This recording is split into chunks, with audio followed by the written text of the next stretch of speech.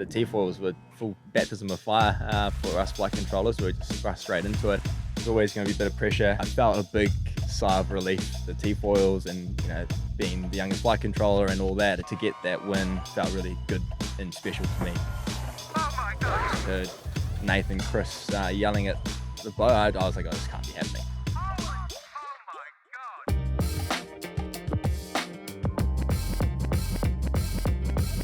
Welcome to SailGP One-on-One. I'm Lisa Darmanin, and today I'm joined by Leo Takahashi. Leo, welcome to the podcast. Thanks for having me. How are you going? Yeah, good, thanks. Yeah, life's good? Life's good, just getting over jet lag, and we're in Classic. a beautiful location here, so yeah, can't really complain. And you're with the Black Foils now. How incredible was that journey for you to now be sailing with an incredible team? Yeah, it's been a journey for sure. A lot of ups and downs with the Japanese team early days, and then, getting eased out of the league to now a little stint with the Americans, which was a great learning curve. And then now with the Black Foils, it really feels like the icing on the cake. Yeah. Well, we definitely want to talk about the Japanese team, but I'm going to start it off with, what was it like when you got the phone call from Pete or Blair or whoever from the Black Foils saying like, hey, we want you on the boat? Yeah, I mean, it really came out of nowhere. I think everyone was shocked with the news of Andy leaving, and I wasn't really expecting it. But yeah, no, I was shocked and just really happy at the same time. It was at a time where it was just after the Barcelona America's Cup, and I was just trying to figure out what to do next, and it just came at a really good time. So yeah, super stoked. Pretty awesome, but also I guess a bit of high pressure as well to come into a team that was just so slick. Obviously Andy, an incredible sailor. Did you feel the pressure when you were walking into that team, or was it very much like you knew that you had time to learn and adapt and get them back on form? Yeah, I mean, with anything, there's always going to be a bit of pressure, just with how fast these boats go and how the audience now, I guess, there's so many people watching. Oh yeah, you can't hide from your mistakes. Exactly, there's no hiding. I knew that from the Japan days as well. The data doesn't lie, so you got to be onto it. And there was a bit of pressure just walking in because Andy is such a good flight controller, and these guys expect the best. So yeah, big shoes to fill, as everyone says, but just slowly starting to get the hang of it now. And did you give Andy a ring and ask for any tips on how to deal with Pete and Blair? Or? Yeah, for sure. It's always a bit of us when I see Andy around. We'll see what's going on and share a few stories here and there. So it's good. It's good. And what has the learning curve been like? Obviously, you were still kind of involved in the league, but we've got the new T-foils. You're with a new team. You're so head down. It's been a bit of an up and down season. Obviously, you guys are now at the top, which is incredible, but it hasn't looked easy from the outside. Is that a fair assumption? Yeah, no, absolutely. There's definitely been a fair share of struggles, as everyone watching has kind of seen. There's been a lot of maneuver errors, a lot of tech issues, and then we just haven't been firing from day one, and that's why we've kind of been slow to get off the mark. But yeah, it's been really nice, just slowly coming together, and it's been, I feel like we're building into it now, which is nice to see. Yeah. And with Pete and Blair, obviously you know them pretty well. You grew up in New Zealand sailing. I imagine when you were a young kid out on the water, they were doing pretty incredible things. What was your childhood growing up sailing like, and seeing those guys around the tracks? Yeah, it's cool. I first met them at a 49er event when I was sailing, just coming through the ranks as well, and they were kind of at the top of their game. So pretty cool to be involved. And when we all started training together, it kind of slowly immersed itself into the program, and it was an awesome kind of 49er group that we had in New Zealand. And yeah, I could definitely just pick a few things here from them about how they operate and how professional they are. And I guess it kind of just translates into how they go now with the Cup and the SailGP team. So it's been a really cool learning curve for me, just to be able to sponge up everything. And it's been really I've had some really cool mentors recently, just with Nathan of Japan, and then now Pete and Blair. So it's a couple of good sailors. It's a couple of good blokes, a couple of cool sailors. So it's definitely dream come true for me to be in this position. So yeah, feeling very lucky. Yeah. And back to those 49 days. So pretty cool that you were sort of training with them in New Zealand, so kind of learn how they operate a bit. But then you also raced against them at the Tokyo Olympics. Obviously, you were representing Japan there as well. What was it like, I guess, racing against them? Then you raced against them in SailGP, and now you're with them. What was your 49 experience like, I guess? Yeah, it was definitely a learning curve for sure. We kind of came from the middle of the fleet now to the games where we kind of we're at our peak, but definitely still not, close to the top guys. So we definitely had our good moments in the light wind, and it was good to beat Peter Blair in some of those races in the game, especially in the light wind. That's where our kind of strengths were. So that was cool, and even just training against them was the best part about it. We did a couple of camps where they'd come, and we had four boats sailing together all the time. So yeah, it was just epic. I missed the 49er a lot. Definitely want to try a sail one day, but right now it's looking hard. Yeah, and I mean, like so many sailors here. Obviously, you also raced against in the 49er, really good feeder class into professional sailing. So pretty cool that you were able to race for Japan at a home Olympics, and then now you have the opportunity to represent New Zealand at such a high level, like 2 home nations for you. You got to race in Auckland.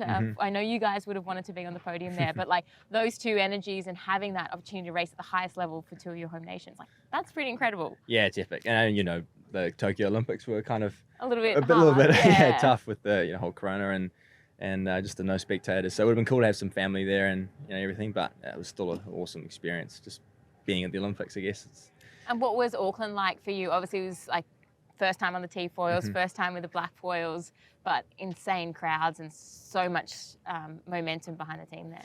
Yeah, it was cool because I've done so much sailing in that harbour just with the match racing and the squadron being there. So it was definitely a cool moment to be able to sail in those. I didn't really think we could sail the 50 in those waters just with how tight everything is, but we made it happen. And the T-foils were, I guess, a full baptism of fire for us flight controllers. We were just thrust straight into it, and it's been definitely a big learning curve, and everyone's kind of learning and bouncing off each other. And there's definitely been some pretty cool innovations with how everyone's running the settings and all that. And I think we're getting to the point where everyone's getting pretty slick now. So there's definitely no room for error. How was that transition, I guess, from L-foils to T-foils as a flight controller? Obviously, you've now had enough time on the T's. Like, is it hard to go back and forth? Like, how much do you have to switch your brain, dive into the data, figure out, okay, what do I do when I'm back on the L's and on the T's? Yeah, I mean, the team have been so supportive with how the handover's been with Andy leaving and me coming in, and that's what makes the job so easy, is how good everyone is, and the culture we have here is so good. So I actually quite enjoyed the switch we had with the LABs coming into New York, and then switching back again to Portsmouth. I think that adds another around the skill of how to switch back in and out in different foils. So I think it's cool that we did that, and hopefully we can do more of that in the future. But right now, T-foils are epic. The speeds that everyone's going, the closing speeds are a little scary at times, but I think it's a really cool innovation that the SailGP have come out with, and it's just going to, obviously the racing is so much tighter now, so it's cool as a flight controller. Yeah, it feels like everyone's leveled up, but the flight controllers, the last sort of like the first half of the season, it's been a lot of pressure on the flight controllers, a lot of people making mistakes, obviously learning curve for you guys. But as a flight controller, you have to push the boat because you've got to fly higher to go faster, but then you have a crash and then you've got to bounce back. Like, how's that mental, like when you crash down, you're like, oh, I still got to push. Like, how do you kind of reset when you have a bit of a nosedive? It's quite a hard one, I guess, because we're kind of like just in the background chipping away at it, but then you have a crash and then it's the flight controller. So it's hard mentally because you're so focused on the race, and talk to any of the flight controllers here, we don't really sometimes know how well we're going. So it seems like every day is a pretty draining day in terms of, I could have done better here, there, but we actually had a good day. So everyone's like, oh, chin up, it's okay, you had a good day. So it's just kind of how it feels. But you definitely know when you're doing a good job and when you're definitely not doing a good job. So exactly. So it's a up and down roller coaster of a job, but I really enjoy it. It feels like a specialty for me. We kind of touched on it, but obviously coming in and filling Andy Maloney's shoes, like such a great sailor, but I guess for you, another mental game is not comparing yourself to him and just doing your own journey and trying to fit into the team your own way. Yeah, I think just trying to kind of, there's a lot to learn from how Andy left an impact on the team. There was a lot of great notes left from him to pass on, and that's been a really cool part of just learning how he operated and how he transitioned into how he sails with Pete and Blair. So that's also a really cool way to kind of immerse myself. And then, that's another thing, is just trying to add my little bit of what I can into the team, and I guess a bit of youthfulness, and then also a little bit of, energy there goes a long way. So, just trying to level up on my own. And I guess you can always compare yourself to how the rest of the flight controllers with the data and the performance, but there's so much variables that you you can't really. So at the same time, yeah, just trying to, like you said, level up. But yeah, I mean, as you said, there's so much to learn from everyone, and the good thing is you can still look at what everyone's doing. And I guess, how much do you do sort of in between to level up? Like, I remember we were actually on a flight home back to Australia. oh, that's right. And, Yeah. and we were in the same row, and I looked over, and we'd just come from, I don't remember what event, but you had all the races loaded, and you're watching I think it it on was the way San home. Fran. Yeah. I guess, like, you're just trying to learn, like, take every minute you can. Yeah, there's a lot of video watching for sure. I think in between events, it's where the kind of the hard work is. In between events, it's pretty hard to kind of look through data. You're more just focused on trying to rest for each day and make sure that you're hitting every day fresh. So you don't want to be kind of stuck looking at your screen, because you've been basically doing that all day. So don't want to be stuck looking at a screen all night and trying to kind of in your head.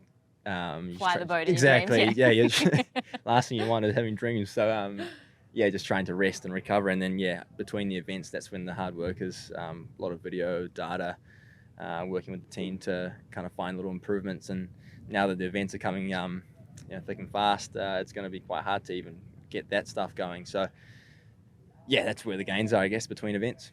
And do you do any other sailing to sort of keep your skills up? Or it's coming really fast now for Europe, but I guess, a lot of people are doing the moths. I know you might have dabbled in that a little bit. Yeah, a little bit at the beginning of this year.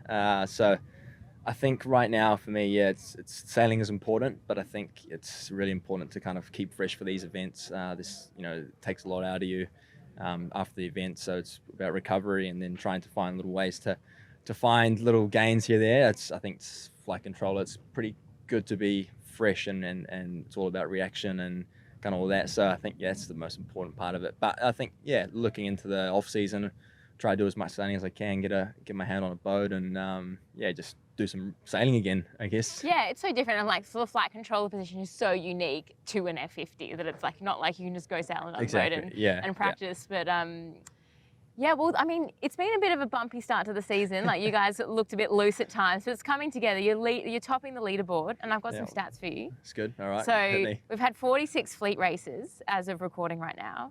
You guys have won, this season. You've won 10 of those fleet races. Okay. Pretty good. That's pretty good. Last season, after 46 races, the Black Foils had only won 3 of them. So you've won 7 more races this season so far. There has been more races, though. Yeah. No, it's at 46 races. Oh, at 46. Yeah. Okay. So are you all the difference then? You going to claim that? Oh, I don't know if I can claim that, but I'll definitely take some. It'll boost the confidence a bit. I mean, I guess the fleet is so competitive. The team was so dominant last season. I guess winning races, is it harder this year? Is there a change from consistency to just trying to get first at Mark 1 so you don't have to deal with the rest of the fleet? Like, how's the racing changed, I guess? I think it's so close to start.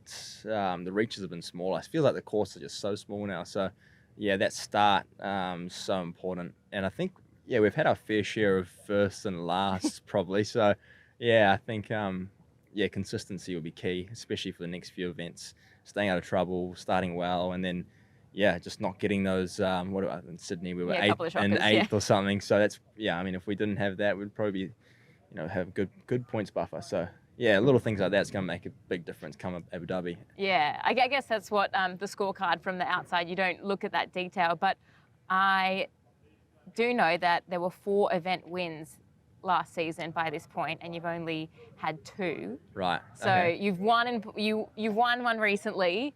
Is the momentum going your way now? I hope so, yeah. It feels like the morale is really good and we're sailing the boat well. There's definitely been some consistency issues early on, and I think we've put a lot of work into how we sail the boat accurately. So I think if we can start well and be in that top 5 of the reach mark, we're at a stage where we can pick some boats off now just with how consistent we are with the maneuvers. So it's getting better. I want to throw it back a little bit to your Japanese days with Nathan Atteridge. You joined the team actually as a grinder, is that right? Yeah. We had some grinding days. Yeah. You don't look much like you don't really have the grinding physique anymore. Yeah, definitely lost a bit of weight since then. And no, it was the beginning of SailGP, so it was cool. It's actually been really cool to see how it's developed since the season 1. It's come a long way. So, but there's a really good days. Being shoulder tapped by Nath to join and working with some really cool, good Yeah, sailors. Parko and Goobs. Yeah, Parko, Goobs in So the season flight 1. controller and wing trimmer on the British boat Yeah. were sailing with you. Yes, yeah. And then Chris Draper and Francesco Bruni was there for a bit. He's now coaching the Danish. And then, yeah, now I got to have my shot at the flight control. And unfortunately, that was cut short to only 2 events. But, yeah, here we are now. What was that like when Nathan was sort of upskilling you? Obviously, you were learning off Parko at the time. Is that right? Yes, yeah. It was so early days, so the boats are so different now, but it was cool to have different perspective on everything. Nathan's a different sailor to Pete and Blair, and Chris Draper's completely different to Blair and how he trims the wing. So yeah, so many different perspectives and learnings in that sense, and just the way the team operated. Different to Black Foils, obviously, with different nations. So yeah, it's been really cool.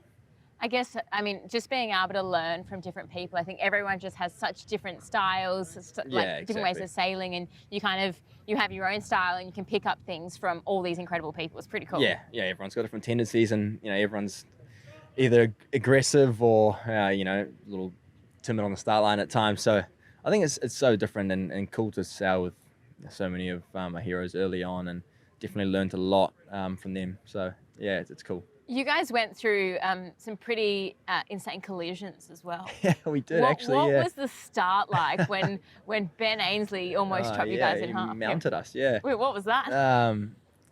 It happened so fast, but I was actually about to take off, and yeah, I obviously heard Nathan, Chris yelling at the boat. I was like, oh, this can't be happening. Like, surely not. And then yeah, little did you know, there was a big GBR next to my face. Landing on the hull. So I honestly, I thought the grinding boys were going to get mounted, but they got out pretty quick. And then luckily the British daggerboard didn't snap, so that would have been pretty major if that did. And yeah, they lent us their boat, which was a really nice gesture. So we got racing on the next day, and I think we got 2 bullets. So the boat must be fast. Yeah. And I mean, we talked about pressure throughout this sort of chat with, stepping into Andy's role, but you were under, I guess, a bit of pressure with that team almost, winning 2 events. You guys were in the grand final, 2 championships actually. So you've raced at the top with that team as well. Yeah, second twice in the grand finals. So definitely. Gone for the win with the Black Foils. Yeah, well, exactly. And these guys have had their fair share of close losses in the final, so I feel like we're definitely on a big redemption arc here with me coming in. So it's going to be good coming into the end of the season. Yeah, bringing some young energy, and you've done so much as such a young sailor. I guess, I mean, when you're growing up, like SailGP probably didn't. I mean, you're still growing up probably, but like SailGP didn't exist. I mean, did you ever dream that you would be professionally sailing with the guys and girls that you have already? I mean, not this fast, I guess. It's all come super quick, and there's been times where I kind of definitely pinch myself and don't take it for granted, I guess. Yeah, there's times where you sit in a meeting with having a coffee with Blair, and you're like, well, how did I get to this place? So it's pretty cool, and it makes me really motivated to do the best I can to help these guys win. And I mean, you still probably got a lot of connection to some of the younger sailors that are coming up, or people your own age that want to get involved in a league like SailGP. Are they asking you for tips of how to get scouted and get on an F50 and how to upskill? Like, what are they? Yeah, I mean, there is some seriously good talent out there. So yeah, I mean, the Moth guys, there's some really young guys sailing Moth and sailing at such a high level. So yeah, they're also asking for tips and how to kind of get involved. And I guess I mean, they're doing the right thing, sailing the Moth and doing a lot of foiling. So it's cool to see the talent out there, and I mean, as a flight controller, it's good to see. All right, I want to finish off on a question where, in your sailing career so far, what would be a moment that you would relive? Moment that I relive? I think maybe the crash in Sydney. No. Definitely not. I mean, to this date, I mean, I think the win in Portsmouth was, I felt a big sigh of relief after that win. Obviously you talk about pressure and the T-foils and, being the youngest flight controller and all that, it just felt like I was kind of grinding away for a while, and then to get that win felt really good and special to me. So definitely relive that, and hopefully we can for the rest of the season. But Yeah. yeah, definitely not taking that win for granted. Yeah. Yeah, I guess it's that moment where you were backing yourself, and then all came together, and it gives you Exactly, yeah. confidence moving forward. Yeah, So, exactly. Yeah, feels like we can really let it rip now. Yeah. yeah. Yeah. Awesome. Oh, well, thank you so much for the chat and No, thank opening you. up. And I hope everyone listening enjoyed the chat with Leo. Let me know who else you might want me to chat to.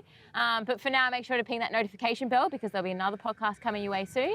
And we'll see you next time for One on One.